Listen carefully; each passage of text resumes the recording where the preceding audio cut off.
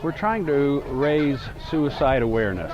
Suicide is in people 15 to 34 years of age in Indiana, it's the second leading cause of death. It's a topic that's very difficult for some people to talk about. We can talk about sex, cancer, drugs, but we can't talk about suicide yet. And we're trying to normalize that discussion, to let people know that they're not alone, that there is help available, and if people want that help, we are there through our crisis line and texting service to provide that help. How are you reaching out to these kids today? We have all kinds of literature. The primary way we're trying to reach the young people today is by having them text us. They would text the number 839-863, and the keyword is MHA Indy. From there, it will direct them to the intervention service, and we can talk privately with them. Many times young people have relationship issues, and sometimes it exacerbates itself over the internet through social media until literally some people's lives are destroyed. And we provide that non-judgmental, compassionate, listening ear to listen to children whose lives have been upset by verbal bullying, cyberbullying, as well as sexting. And we're there to provide resources for them so that they can get help. We met Mike Riekhof simply on a cold call. He called us up, came over and told us his story. It's a very gripping story, yet very typical, unfortunately. And we instantly wanted to become involved. How did you come up with a softball tournament? How did this come about? So Peyton played 12 years of softball. So it was actually pretty easy to think of an event that would both bring some great memories back, but also carry on her legacy and also get the message out around depression and anxiety and suicide. So we thought that, knowing how supportive the community was, calling the Fishers HSE Youth Softball League, and they were very receptive, and they said, yes, we'll do it. And I just couldn't think of a better event that would carry on with Peyton's name. Yeah.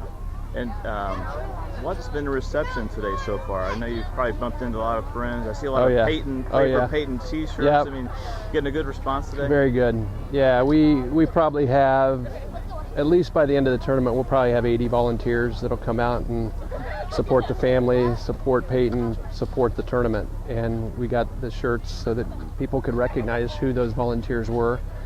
And the league's been great, and quite honestly, there's other teams here that I didn't even know of that have been, unbelievably supportive. One team got me a shirt of their team name. They all signed it, and I went and talked to their team and gave them a little bit of a message, and so it's been very meaningful. That's cool. So, it's been a little over a year. It's really the first public type of thing you guys have done. You're hoping to make this an ongoing thing. Yes. How does this help you and the family? I mean, how does this help you guys? Well, I think bringing good to others helps. It makes you feel better. And it obviously helps our healing in bringing some joy and laughter. Somebody said it's good to see you smiling. And it is. It's good to smile. It's good to remember Peyton in a very positive way. She was such a good kid, and think back to the many, many hours we spent on the softball fields. But it's good. It's part of the healing. It's part of our healing, and that was my son, by the way. And he actually, it's funny because Grayson actually said it's a little bit sad too, because we do miss her, and we'll always miss her every day. But he said Peyton would be, and this is coming from my 15-year-old, he said Peyton would walk up here and look at this and smile. Oh, yeah. And say how proud she was. And talk about this, you have an Olympic athlete coming to talk. Yeah. Talk about her and how she got involved. Probably more of a God thing than anything. She was cutting my brother's hair, Tom's hair, in Kansas City.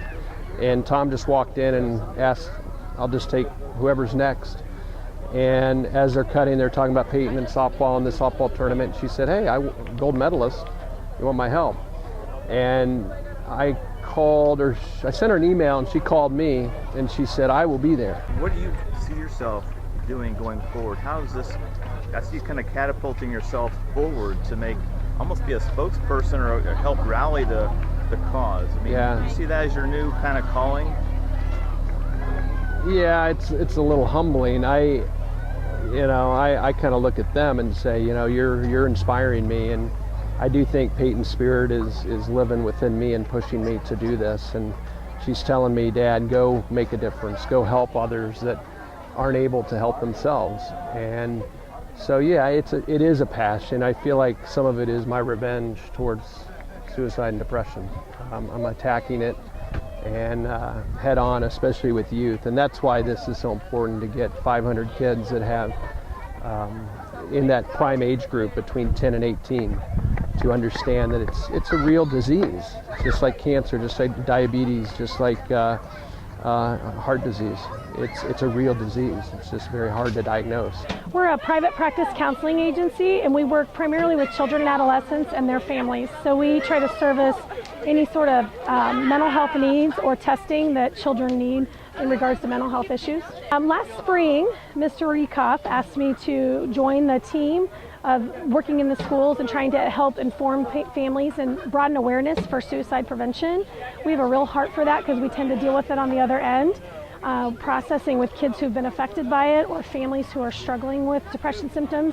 And so when the schools allowed us to come in and create an educational setting for kids to learn the language and be able to talk about it and how they're feeling and learn how to identify it in their friends, we were more than excited to jump in and start getting in on the prevention end versus waiting till symptoms were so severe or the suicide had already happened.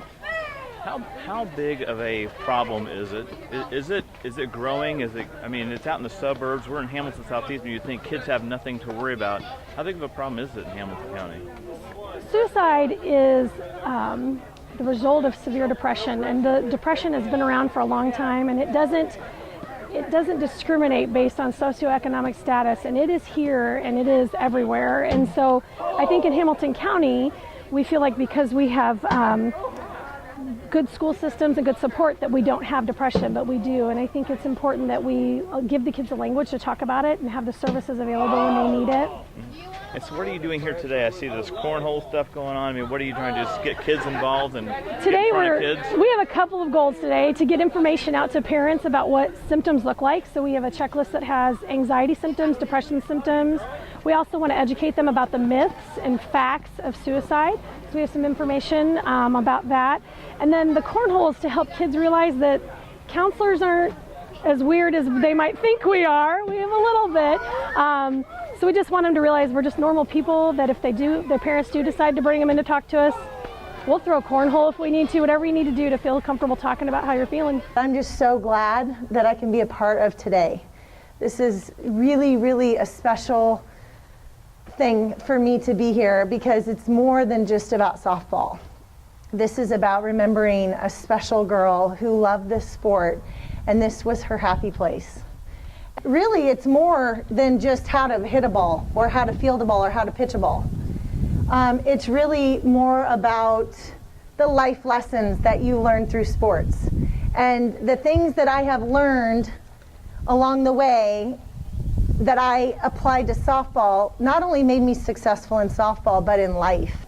Coaches, do you have tools that you teach these girls when they strike out how to not cry, or did you just yell at them and tell them not to cry?